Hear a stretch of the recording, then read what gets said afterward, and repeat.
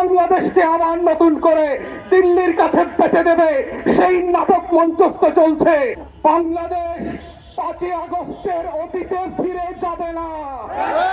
লড়াইয়ের জায়গা থেকে বারবার বলেছি যে একটা রাষ্ট্র অথবা একটা জাতিকে জাতি হয়ে ওঠার যে সংগ্রাম লড়াই, তার ভিত্তি হয়ে উঠতে হয় হচ্ছে তার শত্রু চেনবার মধ্য দিয়ে। বাংলাদেশে আমার এই সোনার বাংলার সুশীল বুদ্ধিবেশ্যারা গত 54 বছর এই জাতির সবচেয়ে ক্ষতিকর শত্রুকে বন্ধু আকারে আমাদের সামনে পরিচয় করিয়েছে এবং এতবার বলেছে যে পৃথিবীর ইতিহাসের সমাজবিজ্ঞান রাষ্ট্রবিজ্ঞানে যে শত্রু সাপেক্ষে রাষ্ট্র হয়, আজাদির লড়াইটা যে শত্রু সাপেক্ষে হয়।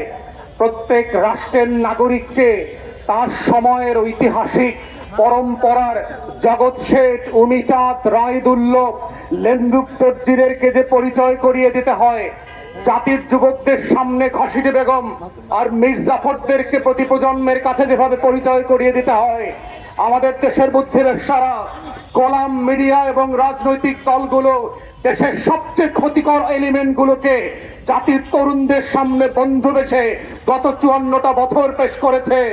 এবং যেটা করবার মধ্য দিয়ে যেটা হয়েছে, আমার স্বাধীনতা, আমার সার্বভৌমত্ব, আমার জাতীয় স্বার্থ, আমার আত্মমর্যাদা বারবার ভুলুণ্ঠিত হয়েছে। রাজনৈতিক দলগুলো যেভাবে আমার হাসনাত ভাই বলে গেছে, এত পনলেস হয়েছে ক্ষমতার জন্য। ফকির মিসকিন বস্তির ছেলেমেয়েরা আজকে বড় বড় রাজনৈতিক দলের নেতা হয়েছে। ওর নাম পরিচয় নাই, ওদের শিক্ষা দীক্ষা নাই, যারা শত্রু চেনে না, যারা আজাদির লড়াই বোঝে না, যারা হাজার বছরের ইতিহাসের স্বাধীনতা সার্বভৌমত্ব বোঝে না, ওই সকল ক্রাউন কোলামরা আজকে বাংলাদেশের রাজনৈতিক দলের নেতা। এবং তারাই প্রত্যেক পাড়ায় মহল্লায় এলাকাবাসীর কাছে ভোট চেয়ে বেড়াচ্ছে তারা আগামী সংসদটাকে কিভাবে আজাদির সাথে বেইমানি করে, গণ অভ্যুত্থানের সাথে বেইমানি করে বাংলাদেশকে আবার নতুন করে দিল্লির কাছে বেচে দেবে সেই নাটক মঞ্চস্থ চলছে। আমাদের বক্তব্য খুব পরিষ্কার, বাংলাদেশ 5ই আগস্টের অতীতে ফিরে যাবে না। বাংলাদেশে আওয়ামী লীগ ফিরে আসতে পারবে না। বাংলাদেশে দিল্লির দাসত্ব কায়েম হবে না।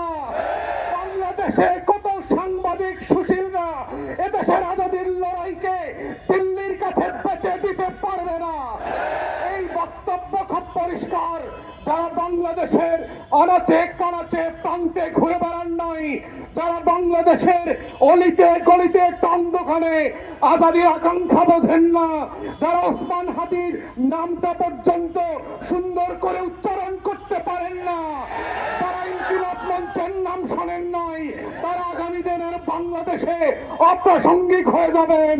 এবং এটাই হচ্ছে আগামী দিনের রাজনীতির মূল তত্ত্ব কথা। এটাই হচ্ছে আজাদির বাংলাদেশ, এটাই হচ্ছে বাংলাদেশ 2। এবং সেই বাংলাদেশ 2 লড়াইতে একটা দুইটা বুলেট না, লক্ষ বুলেট দিয়েও এই আজাদির লড়াই বন্ধ করা যাবে না।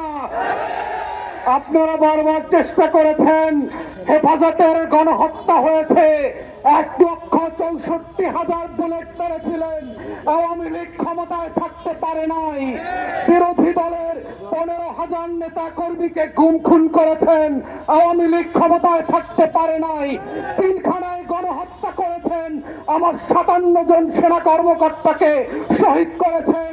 দিল্লির আধিপত্য টিকে থাকে নাই, নির্বাচন ব্যবস্থা ধ্বংস করে দিয়েছেন। 16 বছর ধরে গরম গণমাধ্যম দিয়ে বাংলাদেশের আজাদির বিপক্ষে প্রত্যেক দিন তথ্য সন্ত্রাস করেছেন। আওয়ামী লীগ ক্ষমতায় থাকতে পারে নাই।